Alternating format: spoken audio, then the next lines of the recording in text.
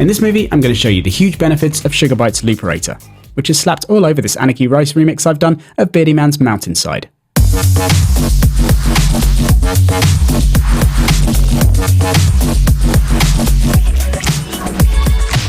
As you can see, I've got multiple instances of the plugin on pretty much every track, being used to add brief accents or tweaks here and there, or massively chop up and transform certain sections.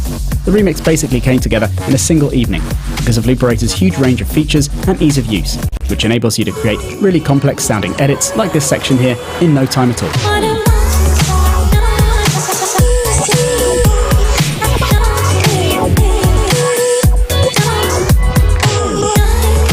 In case you don't know what Looperator does, it's a multi-FX matrix, on a similar tip to their other software, only allowing even more customization and also slicing and looping facilities, which are all done with a few clicks of the mouse. Anyone who's familiar with Effectrix or Egoist won't be a stranger to the grid here, whereby you've got a column of headings followed by a row of 16 steps, which can have minim, crotchet or quaver timings. So with crotchet or quarter note, here on this guitar track, every step is a beat. And so the whole matrix adds up to 4 bars in total, which is the length of the original guitar phrase I'm processing. Here's what it sounds like with and without Looperator, so you can hear the combined result of the 4 different effects being applied, which are pitched stutters, vinyl scratches, tape stops, and filter sweeps.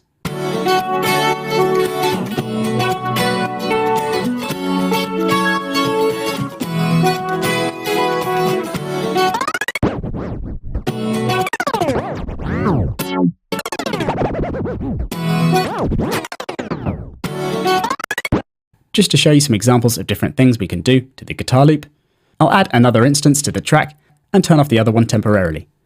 And I'll initialize everything so the plug's not doing anything. Now, the unprocessed guitar loop as it is has a different chord every bar, creating a fair bit of harmonic movement. One thing we could do is use the slicing section to rearrange the harmony. For example, we might want to change the order of the chords. At the moment, we've got a rising then falling pattern happening from bar to bar.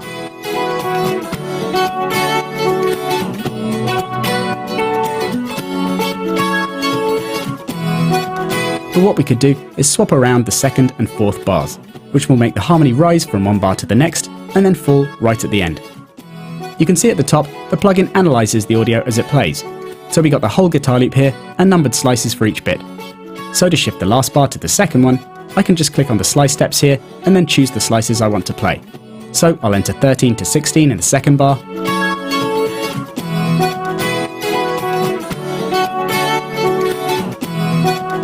and then 5 to 8 in the last one.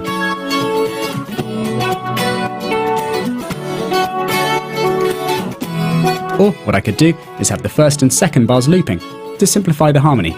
So I'll erase these steps, which you can do either by clicking on a step and then selecting X, or by clicking on a blank step and then dragging across everything, which pastes that step and so deletes everything. And now I'll choose 1 to 4 in the second bar and then 9 to 12 in the last one, which makes those bars repeat.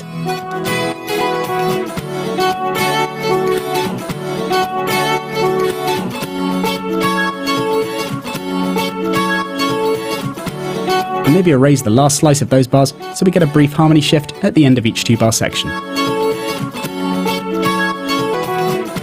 And the looping line below then allows you to loop slices, so you can create even faster repeats on each slice to make different stutter effects.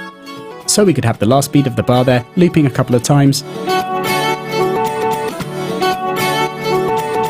or 4 times,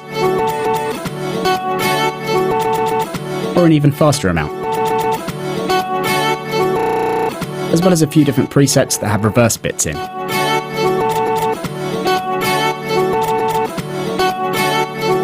And if you're not finding what you want in the list here, you can create your own custom settings, with 4 different presets on offer, all of which allow you to set values for number of repeats, panning, pitch, and amplitude. And you can even have each value modulated by a curve of some kind, but we'll get onto that in a sec. First up, I thought I'd show you how this looping and slicing allows you to really quickly create a classic rising build-up you might find in a breakdown. So, we've now got our 4-bar guitar part again, and what I want this time is to have the first bar looping in smaller amounts as it progresses. So I'm going to have slices 1 to 4 in the second bar, so it repeats,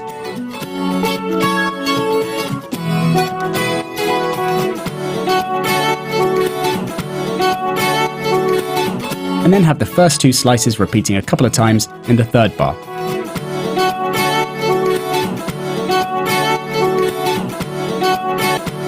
And then just the first slice repeating on its own in the last bar.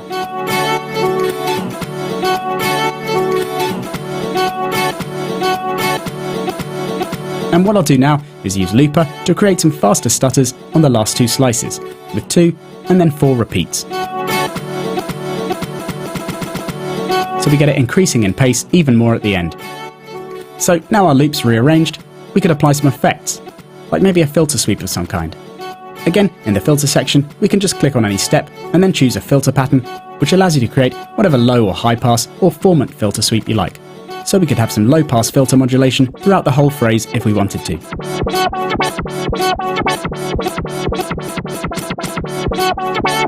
Or we could create a longer effect instead, like maybe have the filter cutoff rising up gradually across the whole section, which we could do by choosing an upwards low pass slope, and then on the next step choosing tie, which has the effect of extending that slope across 2 steps.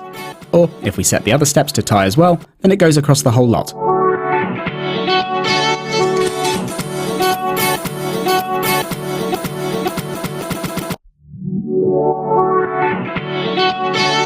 But what I might do here is customize the slope myself, rather than using the preset, which is rising up a bit too quickly. So I'll select one of the user presets, and then click on the settings button and U1. Then keep it on regular filter, and have an exponential slope on a low pass.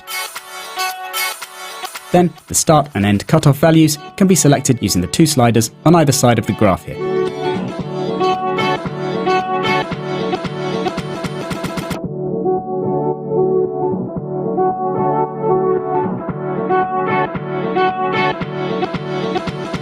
And I can set the resonance too.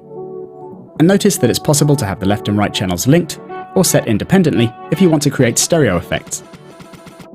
So there's loads of scope here.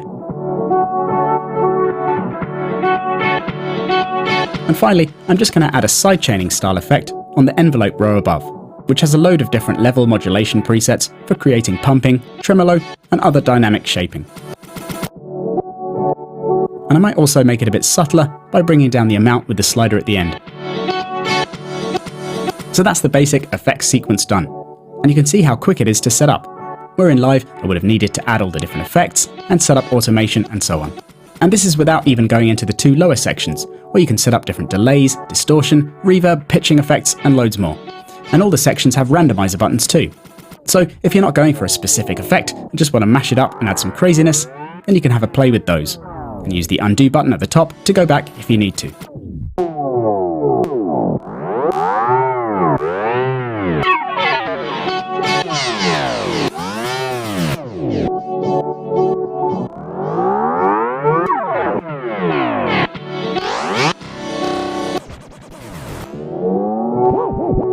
So I massively recommend Looperator to any producers wanting to speed up their workflow and have loads more fun with effects processing. To find out more about it, check the Plugin Boutique website, and to listen to the remix and the movie, head to the Anarchy Rice SoundCloud page. Thanks for watching, and see you next time.